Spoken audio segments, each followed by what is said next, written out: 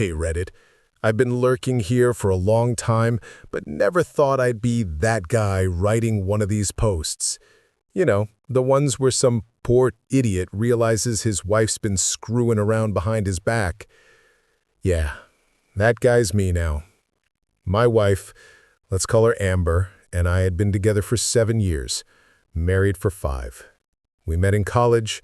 She was sharp, funny, confident, the kind of woman who could walk into a room and somehow make everyone else fade into the background. I love that about her. Still kind of do, if I'm being honest.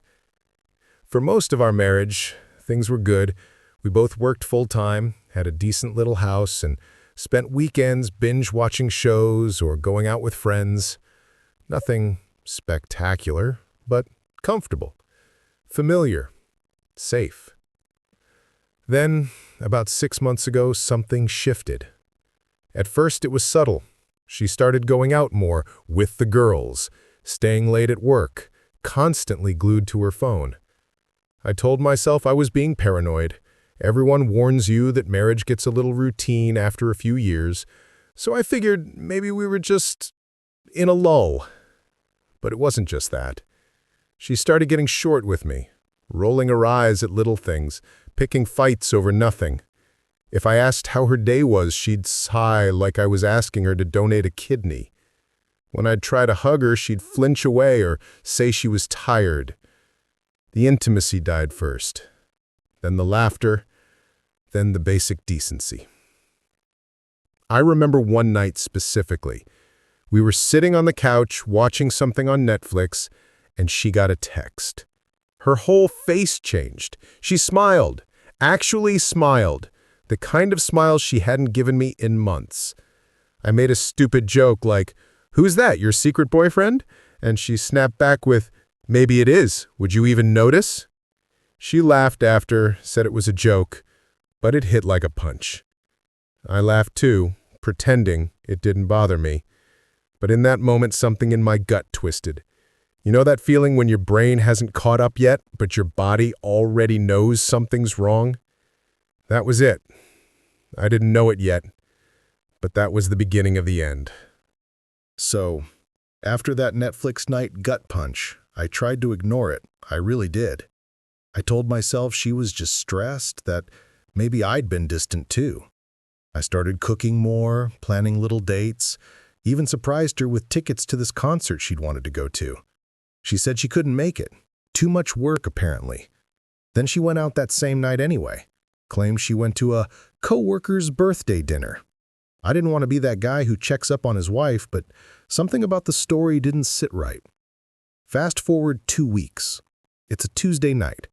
She said she was going to grab drinks with her friend Kelly. No big deal. Kelly's been around forever. Except halfway through the night, I get a text from Kelly. A picture of her dog wearing sunglasses. Totally random. But I reply jokingly, "Hope Amber's keeping up with you tonight." And Kelly hits back with, "Amber? I haven't seen her in weeks." My stomach just dropped. You know that cold rush of adrenaline that hits when the puzzle pieces click into place? That's what it felt like. My hands were literally shaking. I didn't say anything right away. I waited. Around midnight, she came home smelling like perfume that wasn't hers. Too sweet, almost sickening. She said she lost track of time, that Kelly wanted to hit another bar. I didn't argue. I just nodded, kissed her forehead, and said I was tired. Then the next morning before work, I checked her car. Something told me to. And there it was. A crumpled gas receipt from a station 2 towns over, time-stamped the same night, around 10:30 p.m. Guess when that gas station is? Right near a motel. I couldn't focus at work all day. My brain kept spinning through scenarios. Maybe she met someone from work. Maybe it's innocent. But deep down, I knew it wasn't. That night, I decided to test something. I asked if she wanted to grab dinner at that same restaurant in the next town over. Just casually dropped it in conversation. She froze for half a second before saying, "Why there? It's kind of far." It was that tiny pause, that flicker of panic in her eyes that confirmed everything. Still, I needed proof, something undeniable. So I did what I never thought I'd do. I went through her phone. I know it's a violation of trust, but I already knew she'd broken it first. And there it was, texts from a contact named Jason Work. Except the messages were anything but professional. Stuff like, can't stop thinking about last night. You looked incredible when you took your hair down. Same time Thursday? I must have read that thread 10 times, just sitting there in our dark living room, phone glowing in my hands. My ears were ringing, my chest hurt. I didn't cry, not yet. I just felt this crushing wave of disbelief, like my entire life had been rewritten behind my back. I took screenshots, sent them to my email, then just sat there, waiting for her to come home, because I knew the confrontation was coming. She came home around 8 p.m., humming like she didn't have a care in the world. I was sitting at the kitchen table with my laptop open, the screenshots pulled up, just staring at them. My heart was pounding so hard I could hear it in my ears. She tossed her purse on the counter and gave me this fake sweet, "Hey babe, you okay?" I looked up and said, "Who's Jason?" Instant shift. Her face tightened. Then she laughed. Actually laughed. "Jason? You mean my coworker? Why?" I turned the screen toward her. Her smile froze. You could see the panic flash across her face before she covered it up with that same dismissive smirk. "Oh my God, you went through my phone? That's insane, Mark. You're seriously invading my privacy?" I said quietly, "You're cheating on me." She rolled her eyes. "You're being dramatic. We just text. He's going through a rough time, and I'm being supportive. Not everything is an affair." "Can't stop thinking about last night" doesn't sound supportive, Amber. That shut her up for maybe 2 seconds before she launched into a storm of lies so fast I could barely process them. She said I misread the context, that he was joking, that she didn't mean it like that. Then she switched tactics, started crying. Big, loud, crocodile tears. "You never trust me. You're always suspicious. Maybe if you were more affectionate, I wouldn't have to get attention elsewhere." That one hit like a knife. Not because it was true, but because I realized, in that second, she didn't even feel guilty. She just wanted to win the argument. I stood up, shaking. "Just tell me the truth, Amber. Did you sleep with him?" She glared at me, wiped her fake tears, and snapped, "Fine. Yeah, I did. Once. It didn't mean anything. Are you happy now?" Happy. That word broke something in me. She said it like she'd broken a glass, not our marriage. I felt this wave of heat, anger, disgust, heartbreak, all mashed together. I didn't yell. I just stared at her and said, "Get out." She looked shocked, like I was the unreasonable one. "You're really throwing away 7 years over one mistake?" I said, "You threw it away when you made that mistake." She stormed off, muttering about how I was ruining everything, grabbed a bag, and left. I heard her car engine start, then fade into the night. The house went dead silent. I stood there for a long time, just listening to the hum of the fridge, trying to make sense of what had just happened. Then the anger gave way to something worse, emptiness, because the person I'd trusted most had looked me in the eyes and lied over and over again. And somehow, I still missed her. The next morning was brutal. You ever wake up and for half a second forget something awful happened? That split second where your brain hasn't caught up yet and you almost feel normal before it all slams back into you? Yeah, that. The bed was cold on her side. Her toothbrush was gone, her perfume still hung in the air. I sat on the edge of the bed, staring at her empty dresser drawer and just felt hollow. By mid-morning, she started texting. First, it was, "Can we talk? I'm sorry. I panicked. I didn't mean to hurt you." Then it turned into guilt tripping. "You really just threw me out like that? You're overreacting. If you actually loved me, you'd at least try to work through it." I didn't respond. Not yet. I needed to think. But the thing about cheaters, they don't stop lying just because they got caught. Around noon, I got a message from one of her friends. The same Kelly she'd supposedly gone out with the night of the motel. Kelly sent me a voice message. "Mark, I don't want to get in the middle of this, but Amber's saying you misunderstood everything. She told me you were being controlling and went through her private stuff." So now she was spinning the story, painting herself as the victim. Classic. I called Kelly and told her I had screenshots. There was this long silence on the line before she said, "Oh." Then quietly, "She told us it wasn't physical." I almost laughed. Of course she did. Amber couldn't stop lying if her life depended on it. That evening, she showed up at the house. I wasn't going to let her in, but she just stood there on the porch crying. Not the dramatic kind this time, but quiet, shaking sobs. I opened the door. Big mistake. She started begging, said it was just one mistake, that she didn't even like him, that she'd been feeling neglected. Every excuse in the cheater's playbook. I told her to stop, that I'd heard enough. Then she flipped again, tears off, anger on. "So what? You're just done? You don't even want to try counseling?" I said counseling is for people who make mistakes. You made a choice. She glared at me like she hated me. "You're such a martyr. You think you're perfect? You've never made me feel loved for months. What did you expect?" And that right there, that's when it hit me full force. She wasn't sorry for what she did. She was sorry she got caught. I told her to take whatever she needed and go. She stormed off again, slamming the door so hard the picture frames rattled. After she left, I sat on the couch staring at my phone. Jason's name burned in my mind. I wanted to text him, to call him, to scream at him, but what was the point? He didn't know me anything. She did. Instead, I deleted her contact photo, her pinned messages, her stupid playlists on Spotify, all the tiny pieces of her that had built our life together. And with every delete, it hurt a little less and a little more at the same time. I didn't sleep that night either.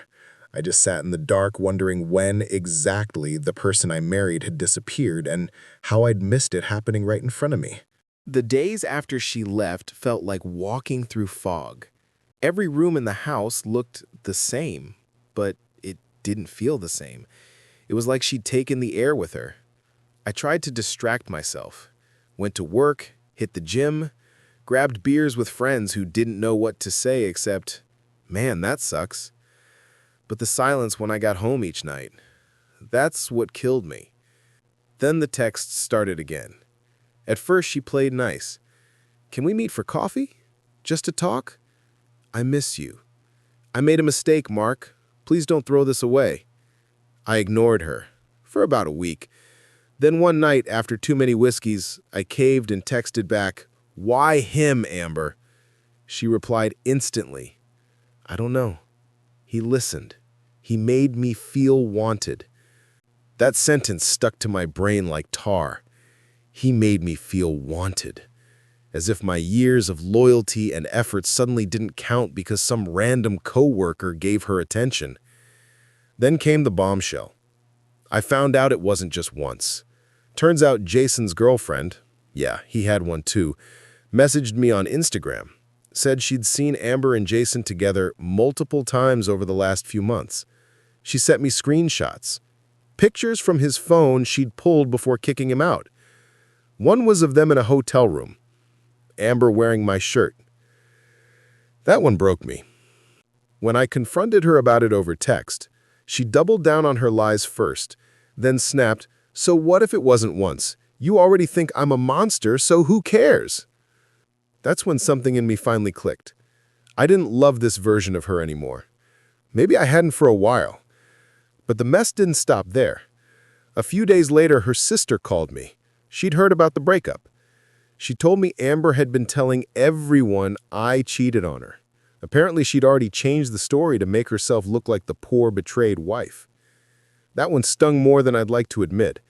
Not just because it was a lie, but because it showed how little she respected me. Even after destroying everything, she still needed to control the narrative. By week 3, I'd filed for separation. She tried to call every night after that, alternating between crying, apologizing, and screaming. I stopped answering. But the truth is, cutting her out didn't feel like freedom right away. It felt like withdrawal. You don't just lose your spouse. You lose your routines, your identity, your person. I'd wake up reaching for her out of habit, then remember she wasn't there. The emptiness wasn't peaceful, it was loud.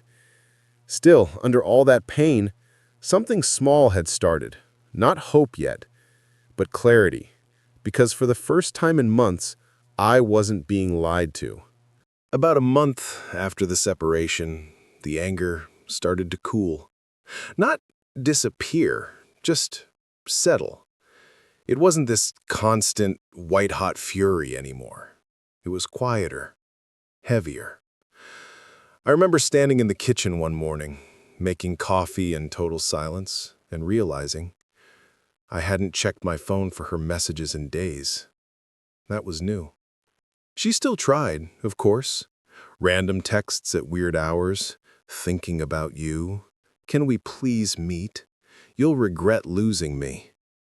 I didn't answer a single one. Eventually, she stopped. I guess she found someone else's attention to feed off. For a while, I went through this weird cycle. Angry one day, numb the next, then sad for no reason at all. I'd be fine at work, then catch myself replaying her face when I confronted her. The calm, practiced lies. The total absence of guilt. But the truth is, life started creeping back in. Little things. Sleeping better, eating again, laughing at something stupid on TV. It felt wrong at first, like I wasn't allowed to be okay yet. Then, one day, my friend Jake dragged me out for a hike. He didn't say much, just listened while I vented about how stupid I felt for missing someone who treated me like garbage. When I finished, he said, "You missed the person you thought she was, not the one she became." That line stuck with me, because he was right. I'd been mourning a version of Amber that didn't exist anymore. Maybe never did. A week later, I packed up the rest of her stuff, the clothes she'd left, her books, the little things she'd sprinkled through the house like breadcrumbs of a life we used to have. I boxed them up, dropped them off at her sister's, and didn't even tell her. Driving home that day, something in my chest felt lighter. That night, I sat out on the porch with a beer and realized I wasn't angry anymore, just tired. But in a clean way. Like I had finally stopped fighting a war no one else was in. And for the first time since it all started, I felt the faintest flicker of peace.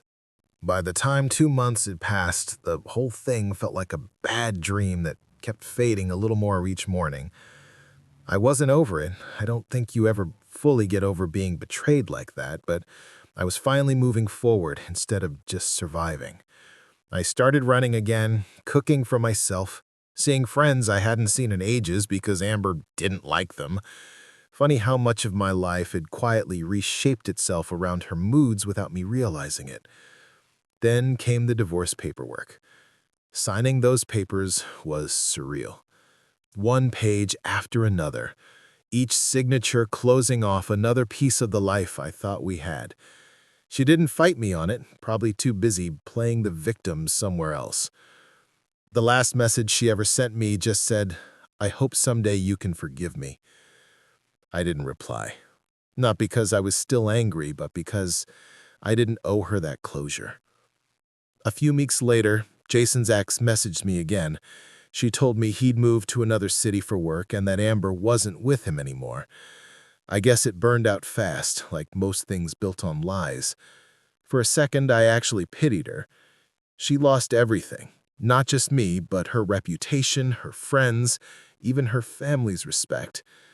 But pity isn't the same as forgiveness. Life got quieter after that, but in a good way. I got used to the silence. I started sleeping through the night. Even the house started to feel like mine again, not the ghost of a marriage. One evening, I found myself scrolling through old photos. I didn't cry this time. I just stared for a bit, smiled sadly, and deleted them all. Not out of bitterness, just because I didn't need them anymore. It hit me then. I'd been waiting for her to apologize the right way, to admit what she did and mean it, but the truth is, no apology was ever going to fix it.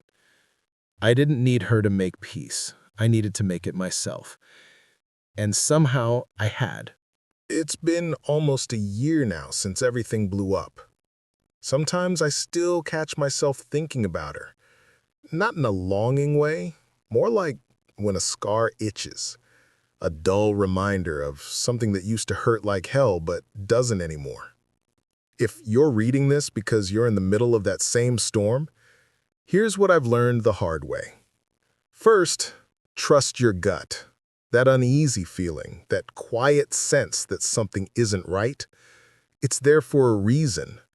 Don't gaslight yourself into ignoring it like I did. Second, if someone betrays you, believe their actions, not their apologies. Amber lied, cried, blamed, twisted everything until I almost doubted my own reality. That's what cheaters do. They drag you into the mud so you'll stop seeing how dirty they are. Don't follow them there. Third, it's okay to miss them and still walk away. I spent months hating myself for still loving her after what she did. But love doesn't vanish the moment someone betrays you. It fades slowly, replaced by clarity, then peace. Be patient with that process. Fourth, healing isn't about revenge or winning. It's about freedom. The first night I slept without checking my phone for her messages, I realized I didn't want her back. I wanted myself back. And that's what real healing feels like. And finally, don't let betrayal make you bitter. Guarded, sure. Smarter, definitely. But not bitter. Not everyone lies. Not everyone leaves. If anything, all of this showed me who I am without her. Stronger, more self-aware, and done with people who only love me when it's convenient. So yeah, I lost my wife, but I got my life back. And honestly, that's a trade I'd make again.